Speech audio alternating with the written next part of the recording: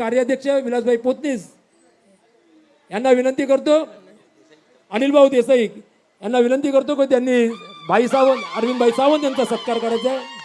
या ठिकाणी उपस्थित राहिले सर्व. त्यानंतर आमदार महेश सावंत या ठिकाणी उपस्थित आहेत, त्यांचाही सन्मान भाई. आमच्या स्थानीय लोकशाही समिती, एअर इंडिया स्थानीय लोकशाही समितीचे सरचिटणीस प्रशांत सावंत करतील. महेश सावंत कार्यसम्राट आमदार.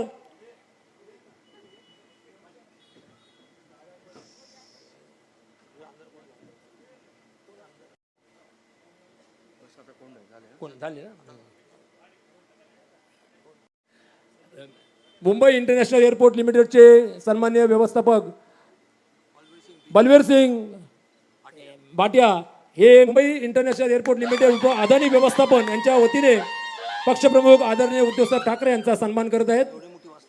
या ठिकाणी ही जी शिवसृष्टी साकारली त्याला जागा उपलब्ध करून देण्यामागे त्यांची मोठी भूमिका होती आणि त्यामुळेच शिवसृष्टी साकारली.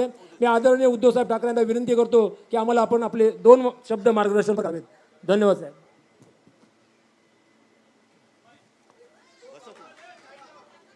उपस्थित सर्व शिवप्रेमी शिवसैनिक बांधवांनो आणि भगिनींनो,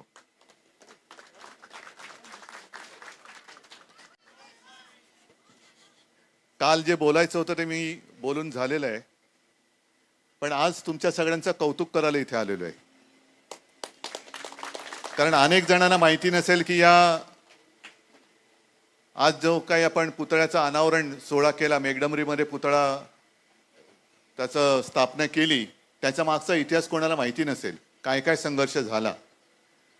आणि मी तर म्हणेन की जशी तुम्ही इकडे शिवसृष्टी साकारलेली आहे तसं या संघर्षाचं पण कुठेतरी एक वर्णन आलं पाहिजे. संघर्ष सृष्टी. पण दुर्दैव असं की छत्रपती शिवरायाच्या पुतळ्यासाठी महाराष्ट्रामध्ये संघर्ष करावा लागला, हे दुर्दैव आहे. म्हणजे महाराज सुद्धा म्हणत असतील अरे काय कळते की नाही ना. पण असे विचित्र राज्यकर्ते लाभल्यानंतर दुसरं काय होणार.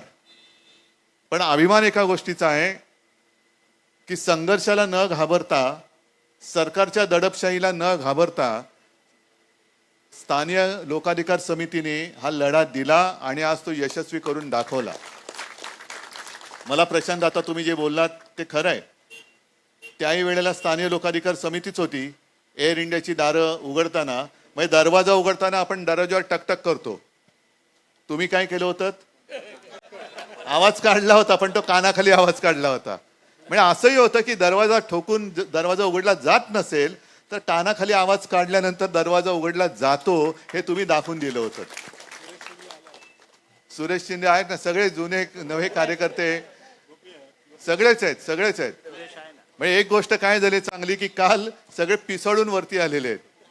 काल शिवसागर उसळलेला आहे. आता तो उसळल्यानंतर ती जी काय सुनामी येईल, त्या सुनामीमध्ये गद्दार कसे कुठे गडप होतील कोणाला कळणार नाहीये. आज तुम्हाला मनापासून मी शुभेच्छा देतो की जिथे जिथे अन्याय दिसेल त्या अन्यायाला लाथ मारण्यासाठी शिवसेनेची स्थापना केली आणि स्थानीय लोकाधिकार समिती ही एक वेगळ्या क्षेत्रामधली शिवसेनेची मी म्हणेन शाखा म्हणा किंवा एक वेगळं अंग आहे की जिथे सगळे सुशिक्षित आणि चांगली म्हणजे सगळे मराठीच आहेत.